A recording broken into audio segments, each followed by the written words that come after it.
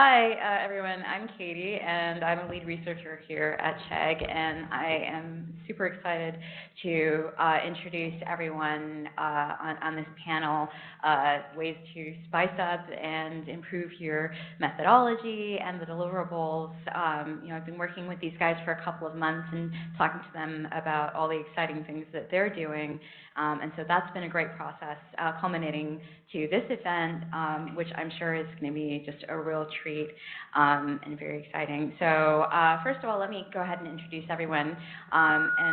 First and foremost, the moderator, Katrina. Katrina, Noelle, and I met a couple of years ago when we both were on a panel at Chegg together. And way back then, she was hosting her first Thanksgiving, and and so it's just been so great to be her friend and colleague since then. And so a little bit more about her. She's been at the helm of the San Francisco-based insights agency, No Research, which delivers fresh insights through custom research design for over 16 years. And it's a full-service qualitative consulting agency which specializes in creating client-customized design and combining all kinds of methodologies that are both traditional and innovative, as you will hear today. Next, I have the pleasure of introducing Gireesh Joshi, and he is, for over 20 years, has been in customer research at Procter & Gamble and eBay, and now at Adobe. And he's currently responsible for brand and NPS research on Adobe, as well as usability research and research projects that support the Adobe Experience Cloud Business Unit. Next up is Lilah Koski, who is the CEO of Logica Research, and she's driven to help organizations use research to better engage with customers and improve people's financial lives. And her team at Logica Research work with financial institutions and fintech companies to answer strategic questions and drive business growth. And her work has been published in many media outlets, including the New York Times, Financial Times, Wall Street Journal, CNN, to name a few. Next up is Marc Engel, and he has explored human behavior as a marketing researcher and writer and comedian as well, which I discovered all night long. And while usually I'm pretty nervous about these things, he's basically been cracking us all up, so we feel actually pretty great. And so he's been running his own practice since 2010, partnering with marketers, creative agencies, and fellow research companies from around the world to help develop more distinctive brands, remarkable products and experiences, and compelling communications. And of course, we have Marc Wehner, who is our own star here at Chegg. He's a principal UX researcher at Chegg, and he has engaged product teams also at Yahoo, eBay, and Microsoft in unique methodologies to inspire product design, such as using comics to research and develop concepts, and organizing a field day for research teams and for general teams, which we'll talk about tonight. So without further ado, I'll pass it over to Katrina, and thank you all so much for being here tonight. Thank you, Katie, so much for the introduction. I realized we could have had these up, but you can see us pretty clearly from here. So this is us again. It's really a pleasure to be here, and Katie's right. We have been working on this for a while to kind of put together thoughts around innovation and shaking things up and innovating techniques, not just the products we're trying to research. So that's really going to be the focus tonight. And it's also meant to be a little bit practical for you guys as well, to think about how do you kind of take steps to innovate and iterate your own methodology, because even the most proven methodology can stand with an update or uptick or a fresh coat of paint, right? So that's what we're going to talk about tonight. We put together just a few different steps that you could take. That this is not much different than any other kind of innovation work that you would do. And so just to kind of set the stage before we dive into what we've done within our own organizations, always best to start with a brainstorm, and then pilot and test things. This is not supposed to be like radically new news, take a picture of the slide. This is making it, this is really to kind of demystify this. It's just a process that you would take with other things, right? You're taking it with people and methods and tools. So it's the same sort of process. You're refining along the way, and then you're making a decision. And we'll talk a little bit about that too, because often when you get really wrapped up in the process and you're really excited about what you've built or changed or done, then you have to decide, you know, is this actually ready for prime time? Is it worth putting the rest of the energy into it to actually roll the thing out? So just kind of, you know, some level setting to make sure we're on the same page. And to also keep in mind, when we were sharing our very different approaches, actually, like everyone on this panel has a very different idea and methodology that they've brought forward. But the commonality is to keep the people you're building it for in mind. Sounds simple, we're supposed to do that all the time, right? But always needs a reminder to keep your participants. They're going to eventually be interacting with this in some way. What is their experience like? If it's working for you, is it also working for them? Because it needs to work for them in order to work for you, right? And keeping your clients in the loop, making sure that you're constantly asking for feedback, kind of admitting this is new and different and changing, and getting their take on if it's helping them too. So just kind of wanted to level set a little bit with us, and then we're each going to tell you a little bit about why we're sitting up here, what we've done lately, so you can hear some examples that, again, are all very different examples, but all point to the same kind of process. Yep. Okay. Oh, I think I put myself. Thank you very much. Good night. That's it. So I'm just going to tell you a little bit about what we've done at No Research. We, as Katie mentioned, we're a full-service qualitative firm, and we do a lot of intercepts. We have a lot of retail clients, and it's kind of a lost art. You know, we try not to carry a clipboard, so it looks a little different than it used to, but interacting live in real time with real people about what they're doing in that moment, capturing the reality of that moment. So we were having great success. We've got authentic people telling us engaging things. We can do it in short timelines, both from a fielding and a reporting loop, and you can save some time and cost because you're not usually recruiting, which is a lot of that part. But our struggle was, how do we take this past retail? Because retail's great. You have permission to be in the store, and you can talk to people in the store, and that's lovely. But the minute you don't have a product or service that is either appropriate for that environment, right, or that you can't get permission to be in, what do? And so on last year's company meeting, we have an offsite once a year, and we really discussed, like, what's frustrating, right? What are some things we're doing, but we could be doing more or different? And we just kept coming back to this, like, well, how do we make this happen? And it turns out, you buy a tent, that is what you do. And you pop up. Like, if retailers can pop up and have their own pop-up locations, why can't research pop up? So we've been testing this for about a year now and got some great case studies and some really interesting feedback from clients. That is our golf course location. Took a little permission, you know, and some permit signing, but it happened.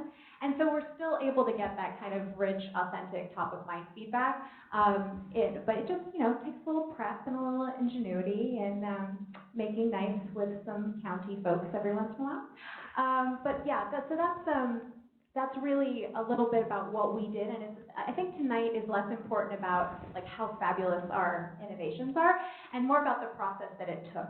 So I think I ground a lot of my thoughts around our success about pulling the whole team in and seeing where that energy was. When we had that meeting, everyone had so much energy about how to make this happen.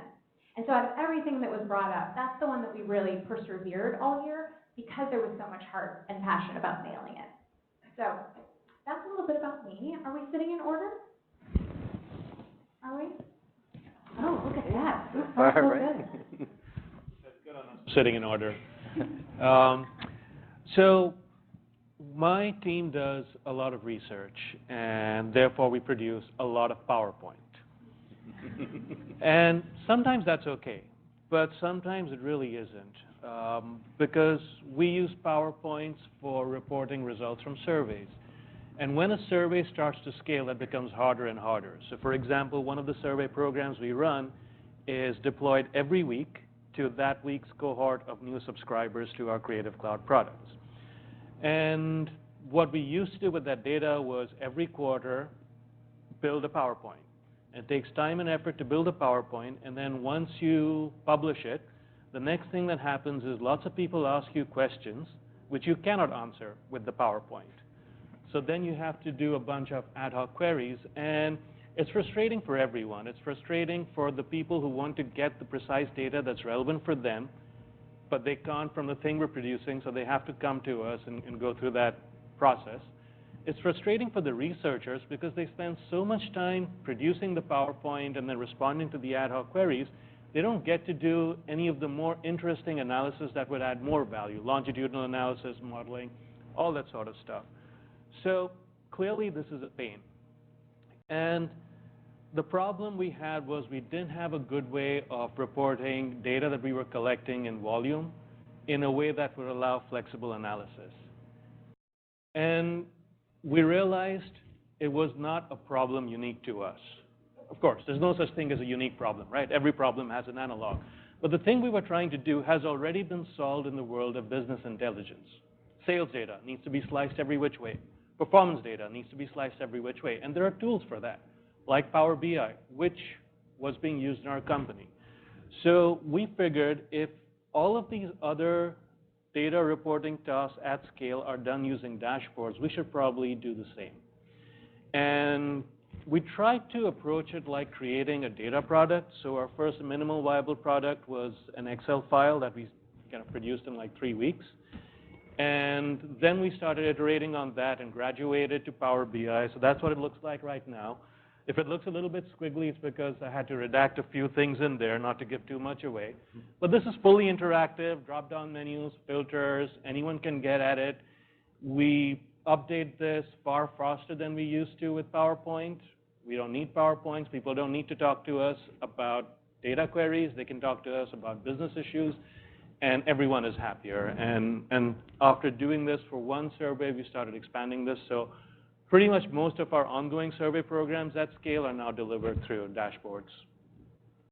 So now I feel really behind not having a dashboard.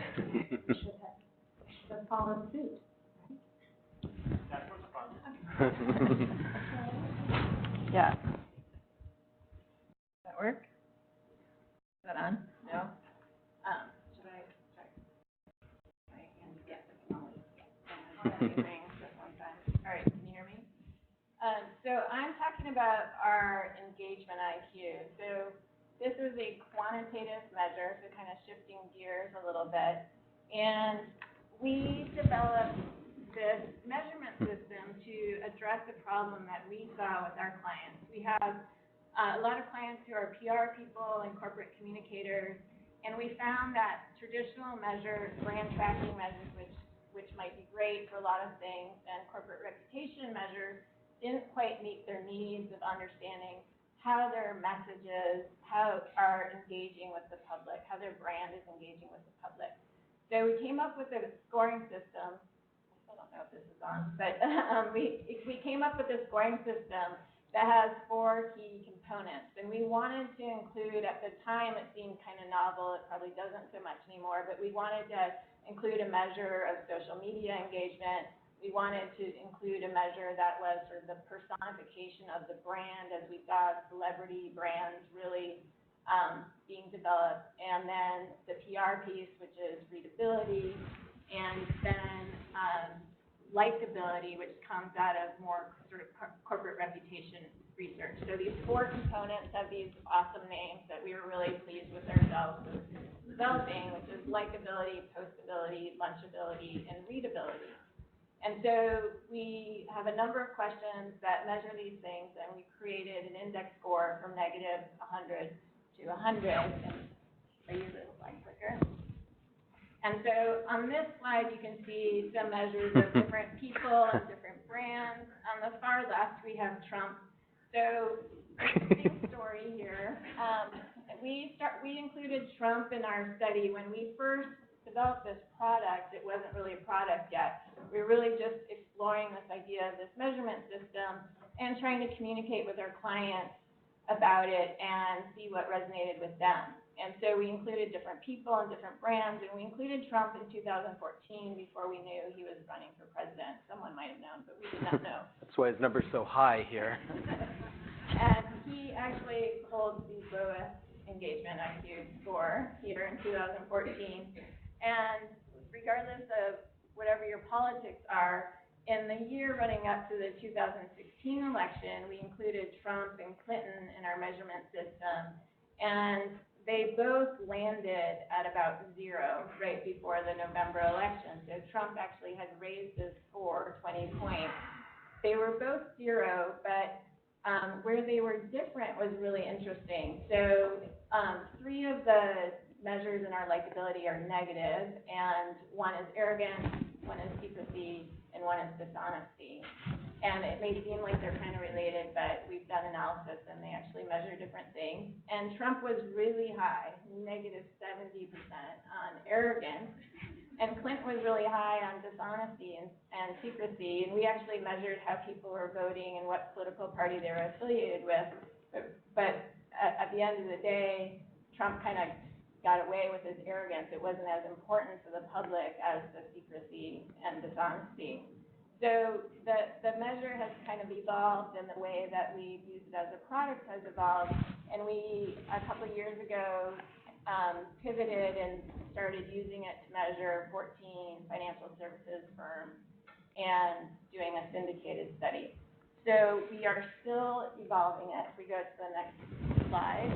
And this is actually a very design-forward picture of what our message optimizer is. So we are also kind of beta testing this message optimizer tool, which is an Excel form. But the idea is that we measure core messages for brands, and we look at the relationship of those messages with their engagement IQ score.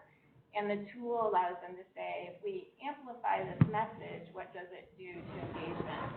And are they getting credit for the message in the marketplace? So some companies we measure, they might be actually getting a lot of credit for multiple messages, but they really want to be known for one, say innovation.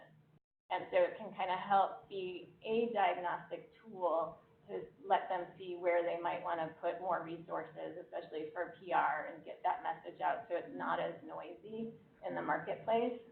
And so where we are today, we're still evolving this. We've pitched it as a syndicated study, and now we're looking at partnering with different research firms to do data collection and merge different measurements and see if we can take it from there. Exciting stuff. Okay. Is this working? Oh, good. Okay, we'll just switch these. All right. Marc. All right. So I'm going to get up because The first one. Yeah, I don't like to be confined to a seat. So I'm going to talk about out-of-focus groups, which is an immersive approach I came up with. It's an immersive approach for insight generation, for co-creation, creative problem solving, and it's based on applied improvisation. So the idea is that, the idea behind the name is that sometimes if you look directly at a problem too much, you're going to miss what's really there. So sometimes you kind of have to pull back your focus a little bit and not laser in on it and go for things that are around it, nearby, related, under it, over it, twisted within it. And that was kind of that's the genesis of the name, and that was the idea that I had. It's very much about looking at things from different perspectives, which I think all good research is anyway, and this is just taking it to a different level or in a different way by using applied improvisation as one example of a play-based mentality. So, the idea here, sorry, this is not a build, there's a lot of text, that's why I'm going to try to dance. If I were taller, I'd actually be able to block some of this. This is going from this what WTF mentality to what if, so maybe it's possible here. What if we reimagine research and we explore questions not only verbally, but experientially? So you can ask people questions and they can give you answers and they may not necessarily be what's really going on. But one of the things that we do with out-of-focus groups is that it's more of an embodied experience. And you are actually getting up and moving around and trying to put yourself in somebody else's shoes You're acting perhaps like your customers or your competitors, and seeing what that feels like. And when you throw yourself in there with the preparation that we do at the beginning with teaching everybody the basics of improv, you start to drop out that filter, that intellectual rationalization that goes on, and it becomes much more a reactive thing, triggering more of the system one kind of thinking than the system two, I'm going to rationally decode this and break this down and dissect it. It's a lot truer because it peels back a lot of the layers that we put on. We have all these different selves that we create and construct to get by in life. But this helps strips it away because when you play, everything kind of evens out quite a bit. So that's the idea of what if we embrace play as a way to gain perspective on the brands and the products that we are involved in and immersed in every day. It's this idea of shifting the perspective from what we already know. I do this often by bringing together, and there are different ways to do that, but there are the co-creations where we bring together consumers, we have internal people within my client's company. It's best when you have a diverse range of people. It has been proven that diversity of opinions is better than everybody having the same the same strong depth of knowledge. If you have a range of opinions, diversity can be in any form, whether it's demographic or background or which department you're in, how you think, how you go about doing this.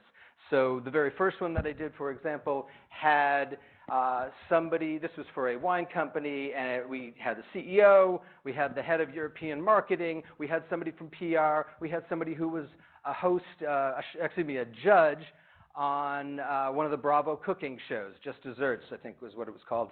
Just getting this range of opinions coming at you makes for a really, really rich experience. And yes, I call them games, I call them role-playing, but sometimes people go, can we really play games at work? Is that okay? Do we have to call them, exercises? Do we have to call them simulations? Call them what you want. The idea is that you are playing and you're getting out of this rigid inside of a box mentality. And the idea, one of the reasons that it works so well, is that people are genuinely connecting with each other. I did one recently where I had, it was in lieu of a traditional focus group, and it happened to be on pet food. And the people afterwards said, we got to know the other participants in a way we don't usually get to do when you're doing a focus group. And whether this is just internal or whether it is between clients and their customers, it really gives people a chance to bond. And I would put every day that I've done an out-of-focus group among the top work days that I've had in 20-plus years of working. So that is just a side benefit, and there's kind of a team-building aspect that goes on as well. So, thank you. And we're up to the next Marc, and the last Marc of the day. All right. I'll take the clicker just so I don't have to. So many slides. I know. Okay, so I've had the great fortune to have done a lot of different unique kind of methods. And so I'm going to share with you something that's not really new to me, but I guess sometimes it's not always what's new, what you've done lately, but if it's new to your company or whatnot, that's what makes it new or innovative. So I'm going to describe to you this process that we went at a former company of mine, not at Chegg, called Field Day. And what this was trying to take the advantages of a field study and trying to take the soft value that comes from that. What I mean by soft value is not so much the hard data and the insights that you collect, but the soft value, the fact that people are out of their cubicles, out of the office and into the homes and actually empathizing with the end user. So how to gain that and combine it with a team building exercise. And so what we did was something called Field Day, where we took one day and we took an office or a group of about 60 to 70 people, made them researchers for a day, had them go out, talk to some customers, come back and share what they learned. So what was the process for this? So the first was getting support. So how do you get 60 to 70 people to take the day off and go visit customers? Well, you have to sort of disguise it as, well, it's like a hack day. You do a hack day, you take that day off to build something new, you're going to take a day off to talk to some customers. So we called it Field Day, and model it off of hack day. Of course, getting support from the very top person, for them to say, I'm going to go out and talk to customers as well. I'm going to be part of one of these teams, and you should too, as well as just generating some buzz as the day got closer, reminding people about it, talking to them about, hey, don't forget, we're going to be doing field day. For the setup, and this was actually this, and you can see when I had hair too, so now I know how long it is. We had posters up to help promote it. We basically said, okay, just form a team. We were trying to make it a team building exercise, so we said the only limitations we had was you can't have 3 designers, 3 engineers, 3 marketing folks. You've got to have at least one sort of person who's not like the other. Form your team, then find the topic that you're interested in. So at the time, the group was, we dealt with location-based services. Think about maps, think about finding local restaurants. So it covered a whole lot of different kinds of products you could look at. So we said, just choose something that's interesting to you. So we had one group go to REI to look at the different kinds of GPS devices that they had. I took a group over to Great America to talk to the person who created the map to the park. We had people who just talk to people who are just navigating around town. Find an interest, and then it's okay if it's a friend or family member. We wanted to really make it low barrier. We didn't want to have to recruit participants. We wanted people to feel comfortable with who they were talking to. And we kind of struggled, and me as a researcher, I was like, oh, we've got to give them questions, and we've got to train them effectively, and eventually I kind of dropped that, and I said, well, you know what? We don't want to make this a high barrier process. All you need to do is take your eyes and ears and a pad and paper and just listen. That's all there is. We gave them some guidelines, but we weren't trying to train them, because this wasn't about making them researchers. This was trying to create an event around the process of gaining this empathy, and that's the stance that we were taking. And then they went out, they visited their person of interest, they came back and made posters. Now, why posters? Because we've already established that PowerPoint sucks, and single slide sucks, and it's not fun. No one wants to create PowerPoint slides. So we create a poster. So a poster is fun. A poster is not something you do every day. And a poster is also very constrained, so you have to limit what you've learned onto this poster. And it's also something that eventually we were able to put around the office afterwards. And present to the team 2 minutes or less, just like we do on Hack Day, and we gave prizes. We wanted to make it fun, and this was a really fancy way to also encourage great field techniques, because we gave prizes for those techniques. So we gave a prize for the best quote. We gave a prize for the best artifacts. We said, just look around that person's office or workspace to find something that looks really interesting. So that was one little way we kind of nudged them in the direction of having a good field technique. So in the end, it was a team-building exercise. It was about creating this soft value. And that's sort of the perspective that we took. Now, we got some great data from that process, and we used that, and we use that information to move forward. But really, again, the stance that we took was to make this about having an enjoyable time listening to your customers and gaining that empathy. And it eventually became a nice way. When we did get to have to do some field research, I remember 6 months later, we went out and did sort of a proper ethnography. But it was so easy to convince the stakeholders. Said, well, it's just like field day, but it's, you know, it's a little bit more rigorous. It's a more proper study, and they got that.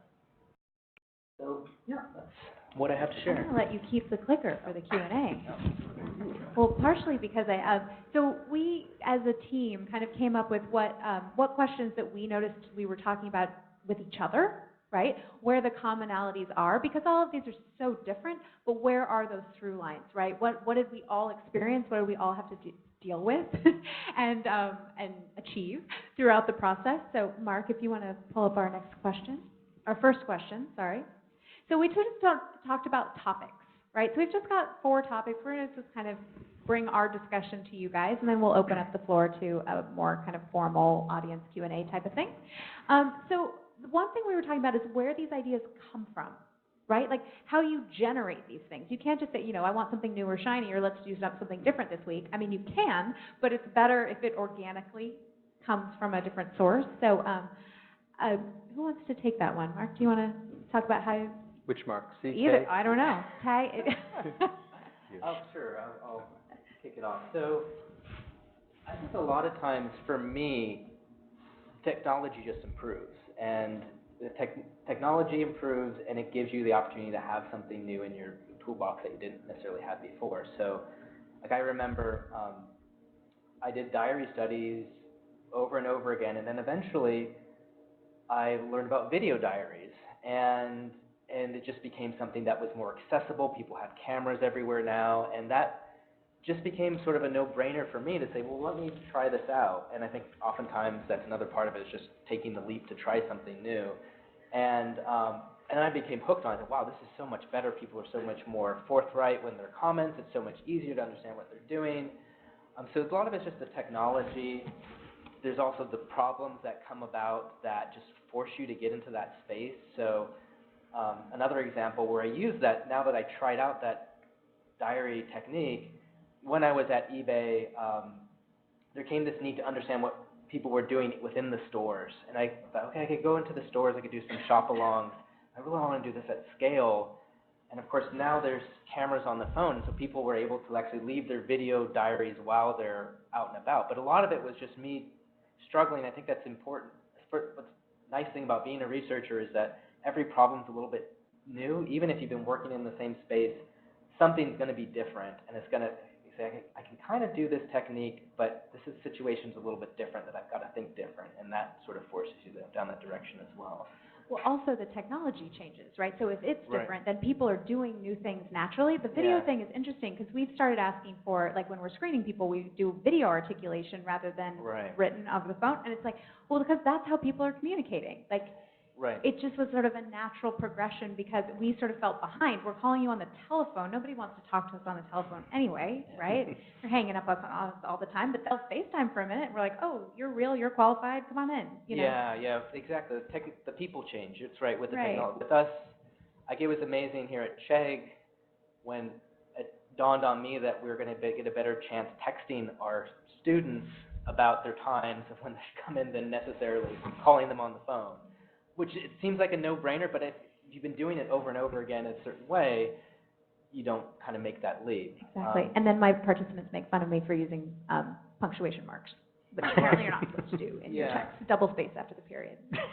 The other thing I was just going to mention, the other thing that I guess inspires me is that I think the teams that I work with, they actually like when I do something different. And it seems counterintuitive because you think that, oh, they're going to be a little bit squishy about doing improv, and they might, and that does happen.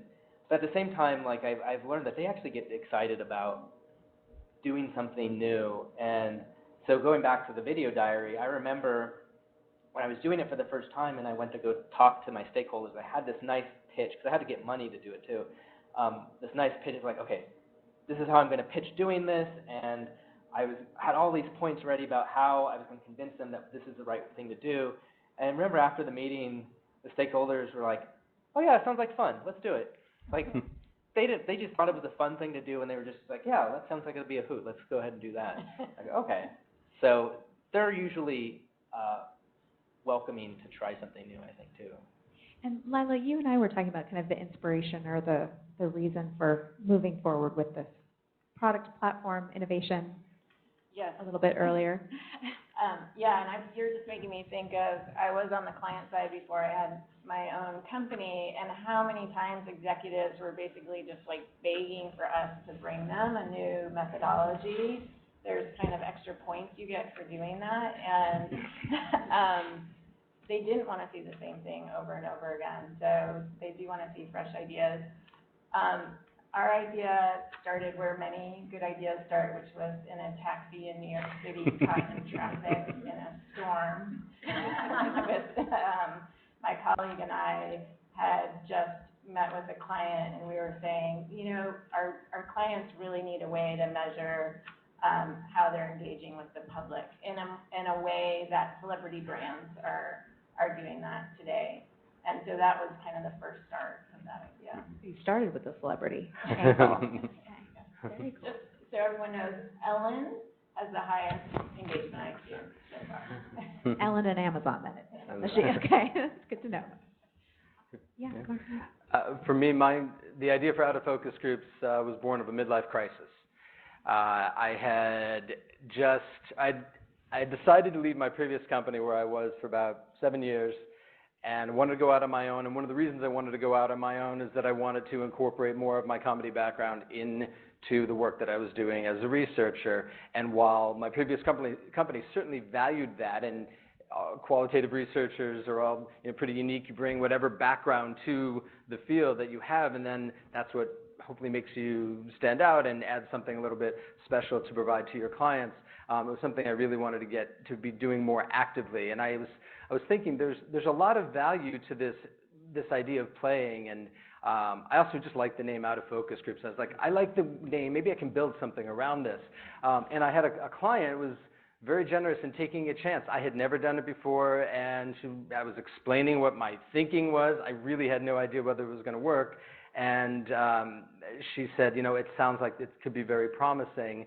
And there were just like, I had to figure it out. Just like all kinds of good, agile or iterative processes, you figure it out as you go because you need to get something done. And, each time, I know there's another question about how it evolves, which we'll talk about later, but it was more just because I wanted to have a little bit more fun in what I was doing and thought this is a way of providing additional value to a client in a way that's maybe different from what they had done or what they might think is possible. Yeah, no, we have to evolve to that question. Sorry, yes. Learn from the best. So yeah, I wanted, in speaking of, so this inspiration can come from anywhere, and a lot of it is like, can you? Well, yes, and then you figure out how you can do it, right? I mean, a client asked us, they're like, yeah, but how would you do that? Don't you need a permit for that? And I was like, I'm sure we do. I'm sure we do. I will go figure that out. Give me 2 weeks. And, you sort of have to think on your feet. You have to kind of, when you have that cab ride, right, or when you have that crisis moment, think, okay, what can I do about this, right? How can I take that into action? But for our process question, you were already, Gireesh, talking about how many weeks things took. So, Marc, can we see the next question? I would love to hear about process from this very studied process that you guys went through. And if someone was curious about that, right? How did you set that up? Well, I think the most important part of the process was to start. And we didn't have a roadmap, and we didn't plan a schedule, and at so-and-so date we would have the thing. But we were inspired by our frustration, like the way we're doing the stuff. This is stupid. There has to be a better way. Like anything we do probably is better, so let's just do something. And what's the easiest thing to do? We'll probably do something in Excel. So that's why we chose Excel, because we could do it easily and quickly. And then after that, it was just iteration. And turned out there were lots of iterations, and it got better every time. But I think the key to the process was to begin. And it's kind of like what you're saying, I want to do this. Maybe I need a permit. Let me figure it out. But the moving from stationary to action, I think, is amazing as an unlock. It's a big first step then. Yeah. Have you guys redone that process, or that kind of used that as now a system? Because it was kind of ad hoc at the beginning, right? But is it something that works for you guys? So the very first time we started building dashboards for a survey, we were learning a lot of stuff and did things that were inefficient, and the dashboard was slow because we hadn't figured out how to structure the data. The way we were presenting the data wasn't easy to understand. And so the next time we built a dashboard for a different survey, we were able to learn from those mistakes and not repeat them. But one of the interesting things that happened is we got smarter about how to visualize data in a way that's easy. So even when we do PowerPoints, because we still do PowerPoints, because PowerPoint will never leave us. We're visualizing those better as well, because some of those learnings transfer. Right. That's interesting too, guys. We haven't actually talked about that part of the process, of once you get to the end, right? Big, heavy air quotes. It can inform other things you're already doing, right? And kind of kickstart something else into a process. You know, have an example of something like that? Like by the time we got to the end of it, we realized something else needed to go through this? Otherwise, I can talk to Marc. Go ahead, Marc. Well, for me, the out-of-focus groups was originally an ideation tool only, and then it's kind of evolved into a research tool as well, in part because of working with Pascal, who's used that for his thing, and I was like, oh yeah, I guess just why not just replace, not totally replace focus groups, but provide an alternative. So it was not what I had envisioned starting out. Yeah, or kind of like reuse it. Like when we did the video responses, we realized like, oh, we're getting a lot from this. Like people are recording 3 minutes. We only needed 90 seconds. We needed to make sure you bought the thing you said you bought and that you're not crazy, and that's what we were using these for. And then we thought, oh, we learn a lot in these 3 minutes. Can we do just quick video capture moments? And so that kind of turned into a methodology as well. Usually it's part of a bigger process, but it was like, oh, don't leave this data behind just because you're using it as a tool in this one sense. Okay. Are we ready for question 3 or? Or discussion topic 3. Sorry, it's supposed to be topic starters. Okay, so this is kind of what I was alluding to at the beginning of this. How do you assess if it's successful, if it's something you want to push through, move through, get approved, right, get budget for? I don't know who wants to take this one, the ROI question. Is anyone brave? Well, I guess just one thought. I mean, probably like any other research project, the success is measured by the impact that it has. You know, did something happen from this project or this research project? What did happen? So there's that aspect. Just in terms of field day, we just ran a survey afterwards to ask people, would you do this again?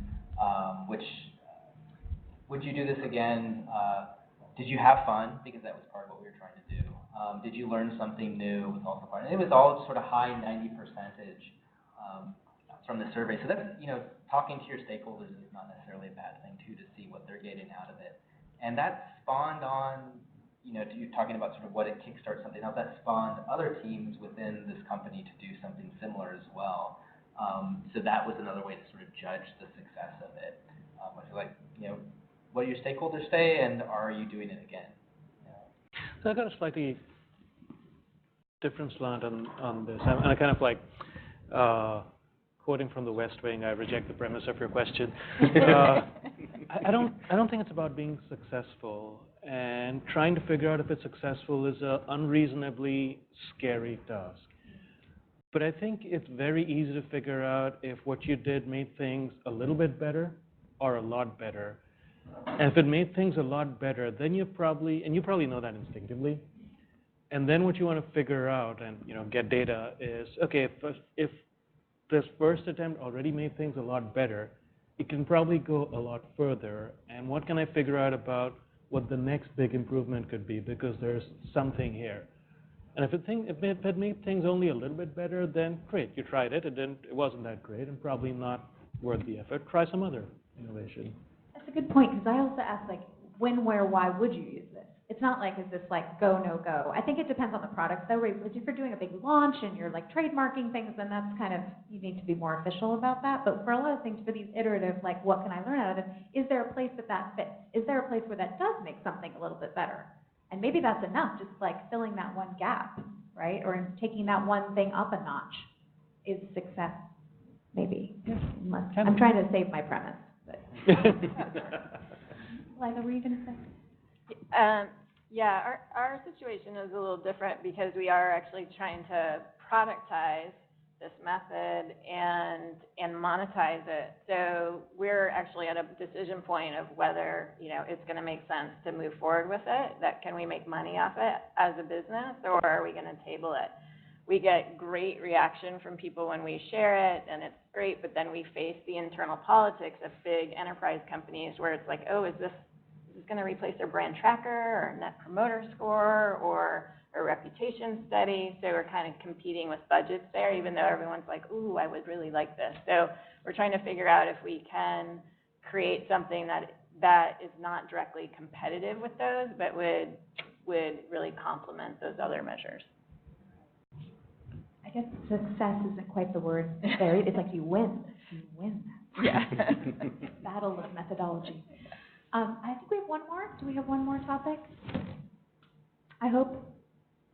Oh, yeah, so I think actually this has happened to us here tonight, guys, too. We were talking about, like, we're going to do this very clean cut, like, we have a thing and we made it happen. But we're all talking about iterating, improving, small steps to betterness, right? So yeah, how do you keep in mind? Like, does it, and I guess the follow-up question to that is, does it matter? Does it matter, Mark? Yeah, I don't think it matters. I mean, I think it's, whether it's an evolution, whether it's a revolution, if you're trying to adapt to some sort of new problem, I mean, that's, you know, it's the Darwin quote, the survival of the fittest is about those who adapt, right?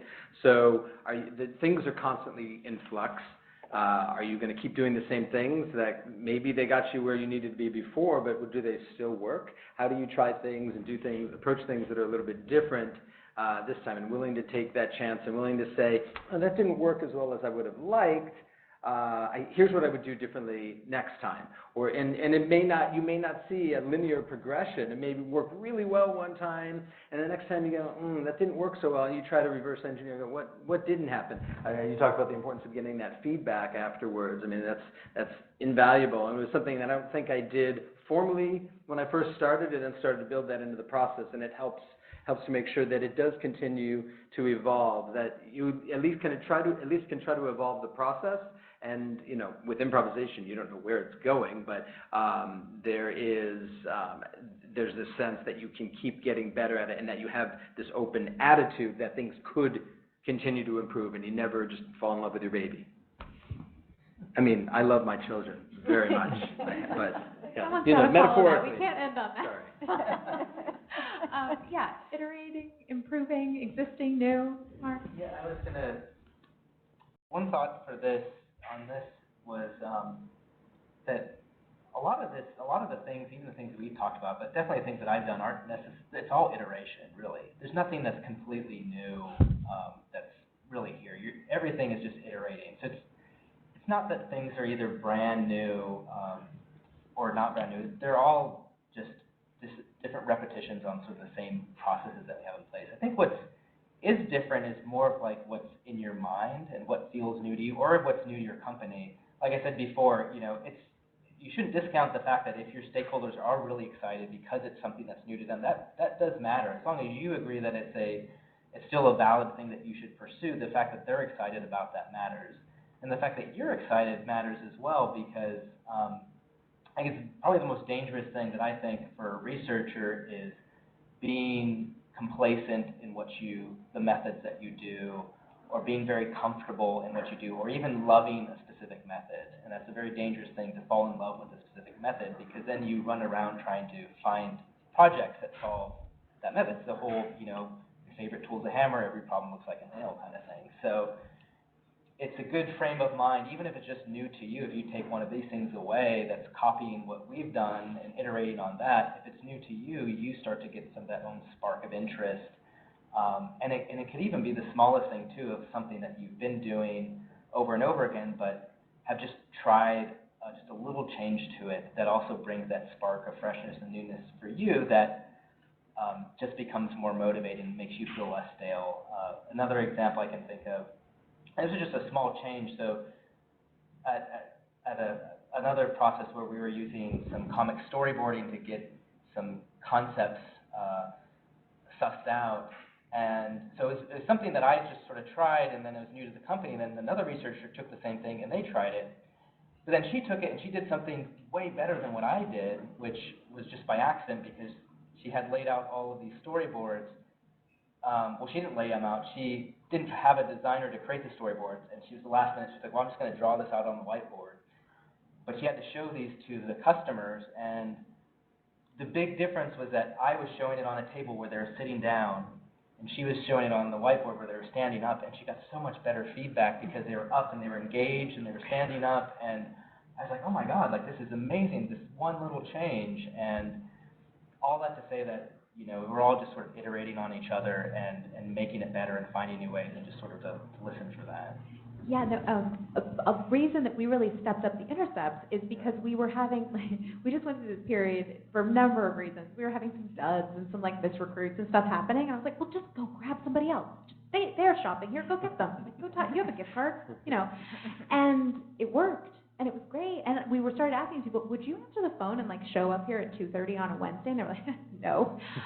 But you're like, here now, and you'll give me 15 minutes. And if we do a speed round and you get a gift card, you go home, you're happy, you're qualified. So it's true. It's like, we were in the same environment doing the same study. And it's kind of like the standing up, sitting down thing. I was like, oh, Right. that's nice. But I was also thinking maybe that's why I think, Gireesh, that those small things are successes, because they are iterative successes, right? Yeah, and I think if you're doing the more new the thing is, the more you want to start small because you're making more assumptions. So every little step can give you a lot more learning. And then if it's truly incremental, then you probably got the basics figured out, and you can go bigger and make bigger bets. So, If it keeps working, as you right, step it up. if it keeps working. Yeah, right, because otherwise it would stop at a certain point. Well, we do want to leave you guys some time to ask us any questions individually or collectively about anything we've talked about tonight. So we will turn it over to Katie to run around with a mic. Yeah, and hopefully I can borrow one of you guys' mic and kind of post over to the other side as well. But before we do that, I'd like to thank these guys for an amazing evening. Yeah, we'll go ahead and take any questions.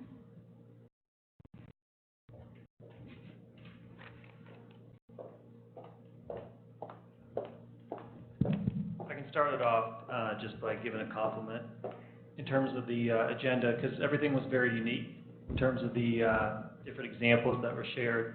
I'll stick to one question, but also in terms of handing out compliments, some of the things I heard were soft KPIs are okay, which is great. I think you guys all kind of explained that. Consider context. I think, Lilah, you talked about context in terms of what are you competing with, in terms of certain methodologies. And then also, don't default to a certain methodology in terms of don't always, fall in love with certain methodologies. I think that's important. And the thing I learned was Tina Fey was lower than the Pope.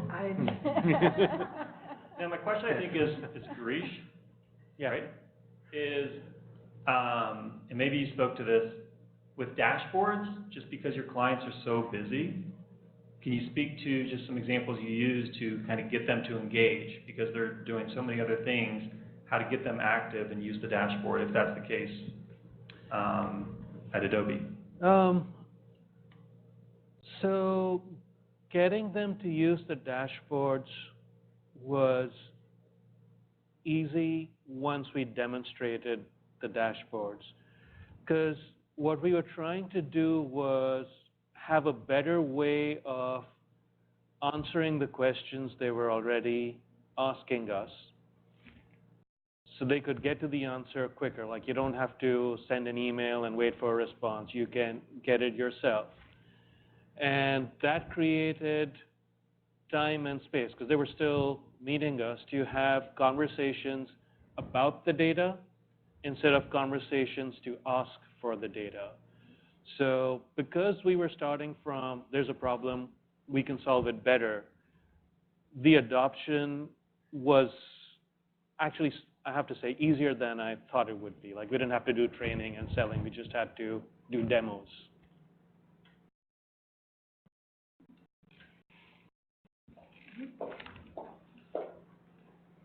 I just want to thank you for how empowered you all sound. You've given me a lot of hope. I come from the engineering side, where there can often be a lot of constraints around who's allowed to innovate. If you're not in that vaunted section of the company, then you have to put your head down and kind of be on the production line.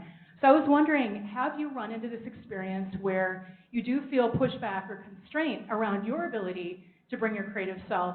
And if so, what are your keys to unlocking that? Is it an executive sponsor? Is it something about the vibe you put out? How do you break through resistance to creativity?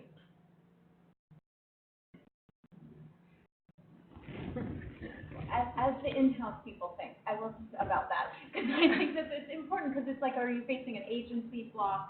Right, or a within your own team block. We have started just throwing it in, right? So we'll do the traditional whatever we're supposed to do, and we'll check the boxes, and we'll say, hey, we just tried this thing, we're demoing it. Do you want the feedback from that? And then you sort of, oh, where did these quotes come from? And oh, look at that great video. And, well, yeah, did you want that next time? Yes, we want that next time. So that sort of sneaking it in, doing a free demo, doing a little extra, because I really have hit my head against the wall. Like, this is, I promise you, you're going to get the data. I promise you're going to know. Looks different, it's called different angle in. still people and feedback and data, it's going to be fine, but sort of sneaking it in as a bonus has worked. Anybody else on that? Yeah, I think innovation can be scary because you're trying something and it might fail. And if you're, like if there's a way of doing things, you're trying to do it a different way, and it fails, then suddenly something you're on the hook for delivering, whether it's a report, an insight, a product, whatever, and you didn't do it, like that can be frightening. So I think it's, so the concept that, and talked about a lot in Amazon, is the concept of when you're walking through a door, is it a one-way door or a two-way door? And look for the two-way doors where you can walk through, and if you don't like the room you're in, you can turn around. And so I think if you can figure out a way to define the innovation so that if it looks like it's not going to work, you can backtrack and do the old thing, I think that can be really helpful. It's just a different form of Plan B, Yeah. right? And I was going to add that it's a matter of being your own advocate for a certain kind of approach. So for me, trying to sell in out-of-focus groups to clients that have done focus groups or interviews or ethnographies or shop-alongs, most of them know about my creative background. Sometimes, lately I've been trying to push this a little bit more because the response I've gotten whenever I tell people I do this is always, wow, that's so different, that's really interesting, tell me more about it. And you just have to get buy-in from a key decision maker. Hopefully that's your, in our case, our clients who can run this up the flagpole or make this kind of thing happen. But it really is about being confident about what you are offering, and then the proof will be in actually doing it. And so it's a little bit of a chicken and egg situation to get somebody to actually take a chance on it. But when they've come back, going back to the success question, and think, oh, that must have worked well. But the feedback at the end, I've been trying to capture testimonials as some way to show, look, it's not just me talking. It's always better to get somebody else. While you have to be your own advocate, it's always better to get somebody else to crow about it.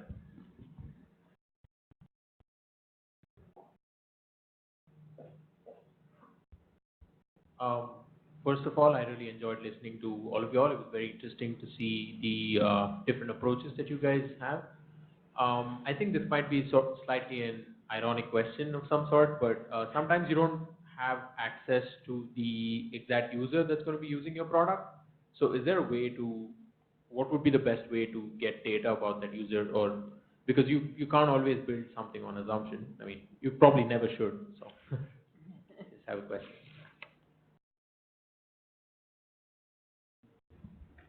I don't have a mic. Hold that. Here you go. Because you really want to talk, I know. Do you mean the recipient of the project? Like the one who's going to receive the data or the output? The one who's going to use the product. Okay. Is that finding one time?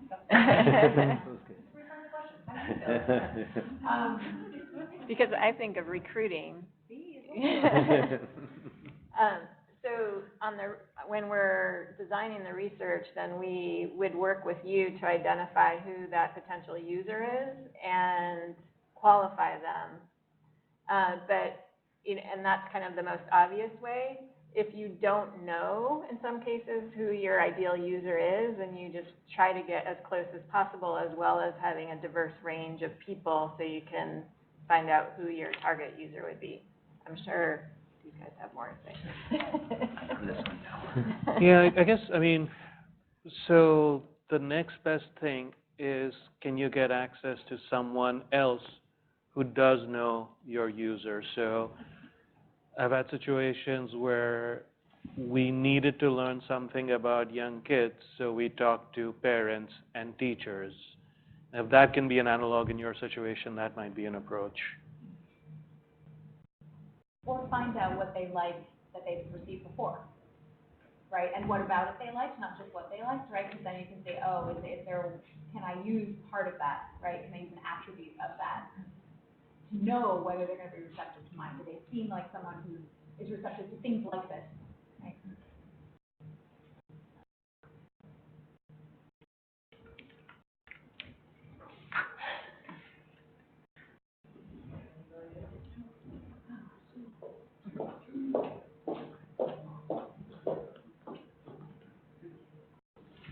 this is specifically to Marc about the out of focus group.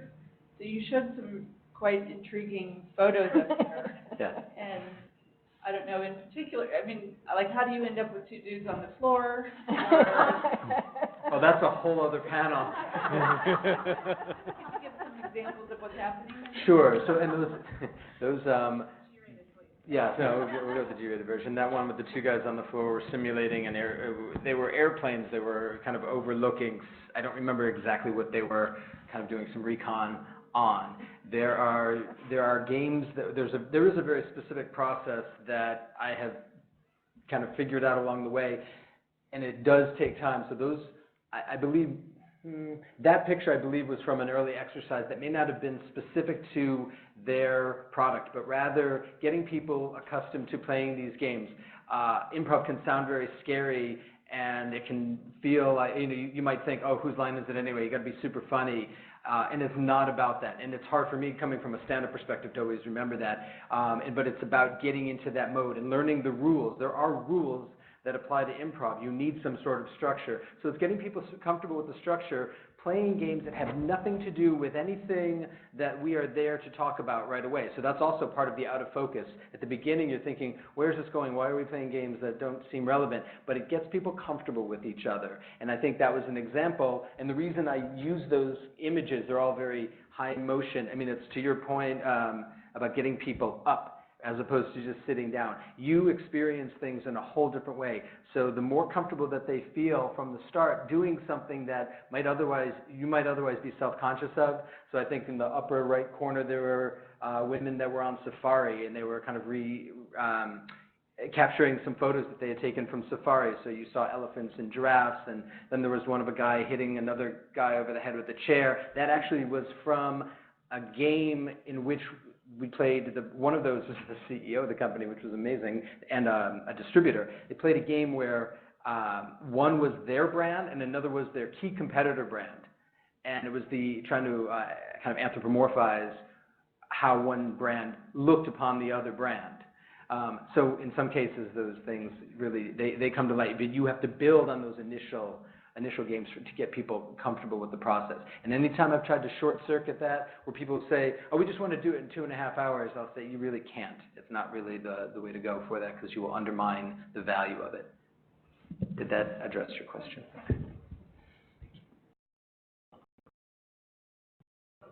Anybody else?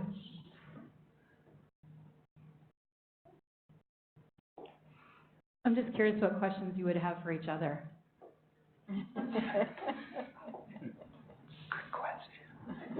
You're researchers, you must have questions. I think you found your moderator for your next panel. Well, I mean, I think just I think it was the questions was about finding the commonalities. Because we originally set up, we're like, how can we find as different of stories as possible, right? Because we want to appeal to a diverse audience, we want to have different stories, so let's find this great eclectic group of examples. And then as soon as we got on the phone, we're like, okay guys, what's similar? What do we share, what's consistent, what can we deliver in a consistent way, right? That makes, that again, I'll come back to like making it doable, making it possible, making you feel like this is something that you can do yourself in a small way, in a big way. And I think the other thing is that starting that you mentioned, like that we would do, you just have to take the plunge or put your foot forward or try something at a certain point. So we all kind of enjoyed hearing each other's stories about that. I don't know. Does anyone else have a question for anyone else? I'm always curious about what inspires other people beyond just the very specifics of this innovative process or whatever we're talking about, but are there things that you pull from outside of your professional careers that you find inspirational that you can bring into work? Whether it's a hobby or something that you read or something in the news or what have you. I think we spend a lot of time talking about what else do people do on the team, right? So very, very quick anecdote. I had a marketing manager start last year. She interviewed everybody on the team, and she's like, this is great. All these people are multifaceted. They're like yoga teachers, and they're craft people, and they're doing, except you, Katrina, do you have a hobby? It's like, I'm running the company. I don't have this is it. Well, let's use all that stuff. That's great. So we're actually writing an article right now about what yoga has to do with qualitative research, because 3 people on my team are certified yoga teachers. And I was like, there has got to be something going on there, right? But that also comes from being researchers and inquisitive and just like wanting to know what's that parallel, right? Yeah, I would add, like for me, I get really excited to find the parallels in something that is completely different. So if I if I go to a conference, I don't like the how do you do here's a new tool and how do you something that's very specific to you and super relevant, but then that one that's like, hey, we did this research about in the military and did something completely different than what you do, but it's still research. And I get a little bit more inspiration from some things like that affect the way that I think of how I might do something. Like more lately, just because podcasts are so much more prevalent now these days, and I get a lot of content just through listening, and so I've been more inspired about how other people are asking questions in different kinds of contexts that has affected the way I've thought about also asking questions. And so sometimes it's those more unique people who are doing something a little bit similar but really different that I get more inspiration for, and especially, again, when you're trying not to be too redundant into yourself and doing the same thing over and over again, that I get more inspired with those kinds of things. Yeah. There's a lot of different places where you can find problems being solved, and some of them are fairly close in. So there was a time when I used to devour articles on Medium, and then Medium somehow got boring.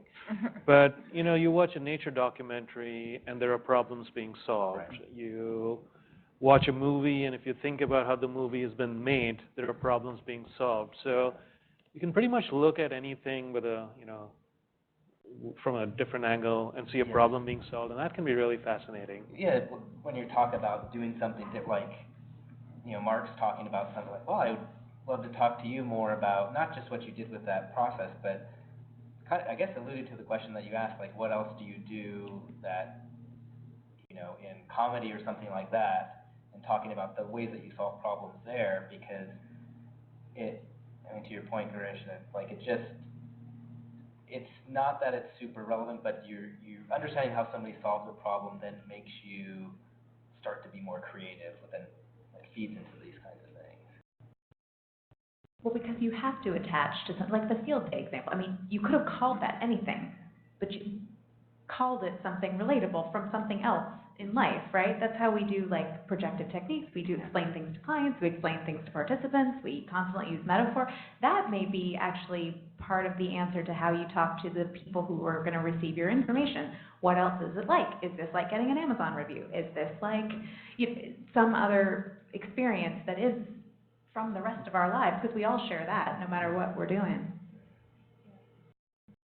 And I think you draw from every experience that you have, and the whole idea of this, and you kind of, your point, Gireesh, about watching a nature show and seeing something there. I think it's very much about having and this is a foundation of improv, but it's a foundation of any sort of creativity, is this openness. What do you notice? And how can you draw connections? I mean, one of the things that made Robin Williams so brilliant as a comedian was his ability to connect things that people would never have thought to connect before. And that's true for any artist, any true artist. Any of us have that anytime we create something that did not exist before. We've put things together that people didn't think of putting together in quite the same way that you just did. And it doesn't have to be a really huge thing. It can be something very small. It doesn't matter. It's the idea. Are you open to these possibilities? One, you talk about podcasts. One of my favorite podcasts is Alan Alda's Clear and Vivid. And he wrote a book called If I Understood You, Would I Have This Look on My Face? And which is the best title of a book. I mean, one of the best titles everywhere besides, like, The Giving Tree. But he talks about how true listening is the willingness to be changed by another person. And that's a very concrete example of what it means to notice something and to be able to try to make connections and to evolve your own thinking.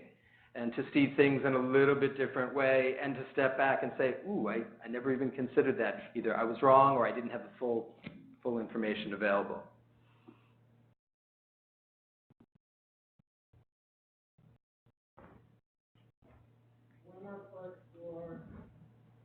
We're hiring. I have 2 open spots on my team. If you're interested in talking to our recruiter, there's a sign-up sheet over here, and she will reach out to you. And if you know any designers who are looking, we have 2 open junior design positions as well.